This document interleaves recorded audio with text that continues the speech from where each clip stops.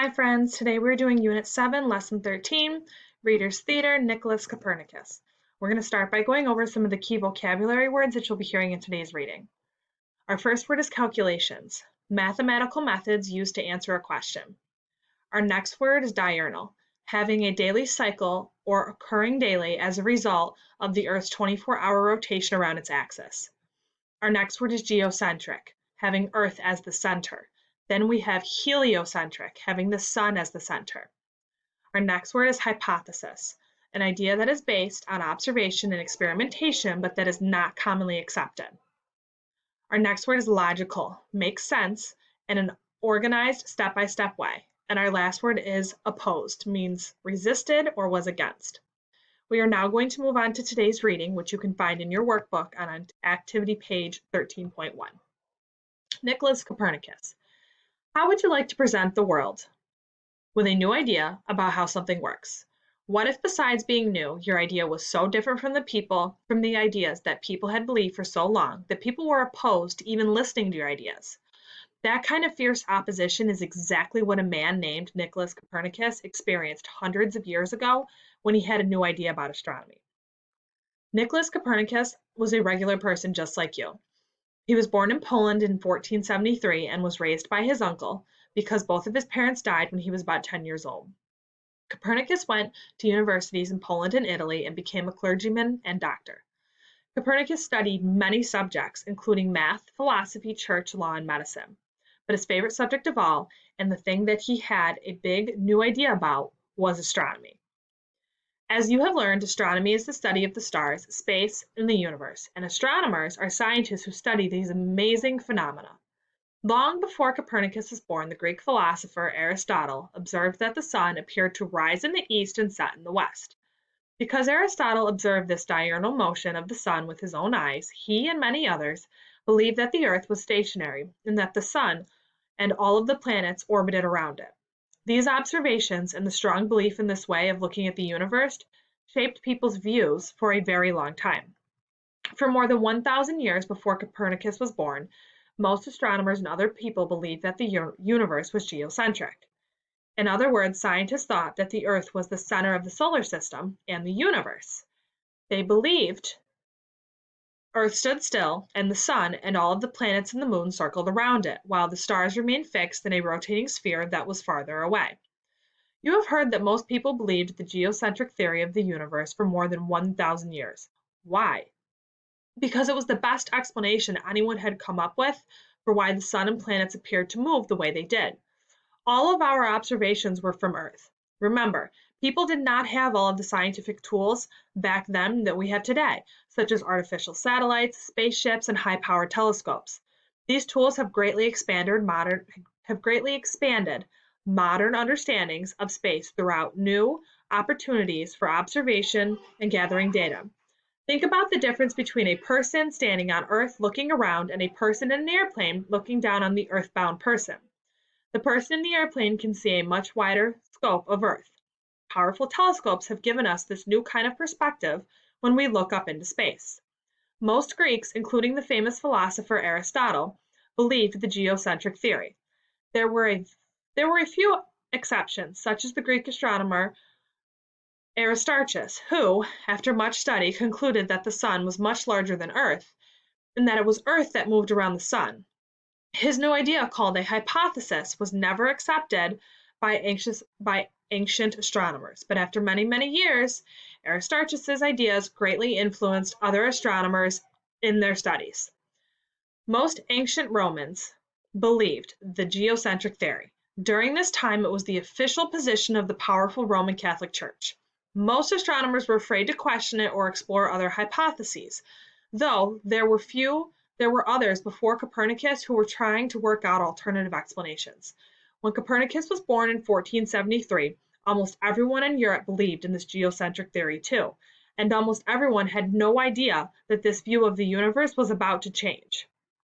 How could so many people have a completely different view of the universe than we do today? The answer is easy. All of what we know about the way the universe works, all of science, comes from the observations and logical thinking of regular people just like you and me. Astronomers have always used scientific theories to explain the movement of the stars and planets. Scientific theories aren't necessarily complicated or hard to understand. They are just possible explanations of how or why things happen. But remember, scientific theories aren't just guesses. They are ideas that are based upon evidence and careful observation of the world, such as observing where the stars appear in the sky every night. Sometimes, however, what we think we are seeing is not what actually is, such as the world looking flat but actually being round. A long time ago, stargazers spent a lot of time outside looking at the night sky and noticed patterns in the sky. Early astronomers knew that the planets had different movements than the stars, which circled around Polaris once a day. Astronomers observed that the planets moved slowly across the night sky along a certain pathway. But people had also started noticing some odd things about the motion of the planets as they followed this pathway. One of these odd things was that sometimes Mars and other planets made a strange backward loop in the sky. Scientists had tried to explain this motion using a geocentric theory of the universe, but the explanations became pretty complicated. Still, most people didn't question that Earth was the center of the universe. But Copernicus asked himself this question: if the planets were orbiting around Earth, why would they follow such complicated patterns? He didn't think they would, and so he used his logical mind to come up with a different scientific hypothesis that would better explain this strange looping motion. Copernicus also had the work of Aristarchus long before to add to his own studies. In science, often the work of one scientist is built upon the work of the many scientists who have come before him or her. What was the scientific hypothesis that Copernicus decided upon? It was a heliocentric hypothesis of the universe. Does this sound familiar? This was the hypothesis of Aristarchus, more than 1,000 years earlier. By using mathematics to make careful calculations of the positions of the sun, planets, and other celestial bodies, Nicholas Copernicus came to the same conclusion, that the sun was at the center of everything. He believed that Earth orbited around the sun along with the rest of the planets. Copernicus also hypothesized that the Earth is spinning and rotates on its own axis.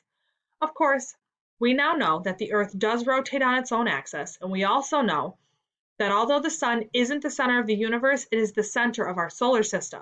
So the heliocentric scientific hypothesis Copernicus presented in the 1500s that was built upon the scientific hypothesis Aristarchus had presented more than 1,000 years earlier was much closer to the truth than the geocentric theory that had been held up for so many years.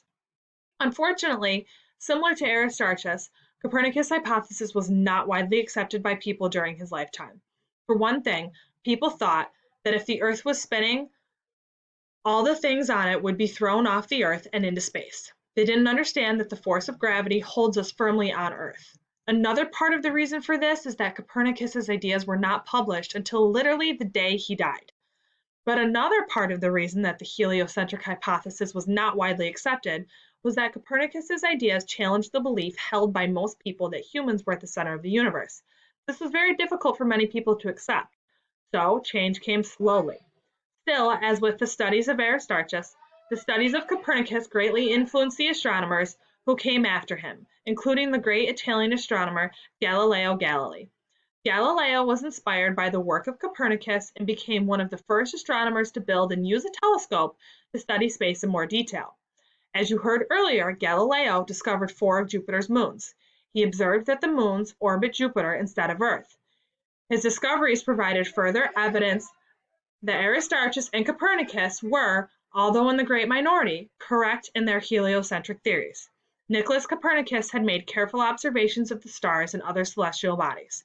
He recorded these observations with great attention, but it was his willingness to ask questions, even when unpopular, that led him to a clearer answer.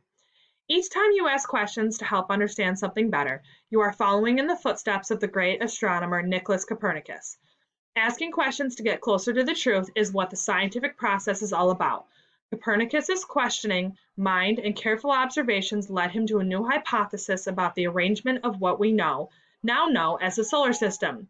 Though people were slow to accept his hypothesis, the astronomers who followed Copernicus gathered more and more evidence, so that today, the heliocentric view is the accepted theory. It's important to remember that new information and evidence often change our views about the world. You may now move on to Unit 7, Lesson 13, Google Form.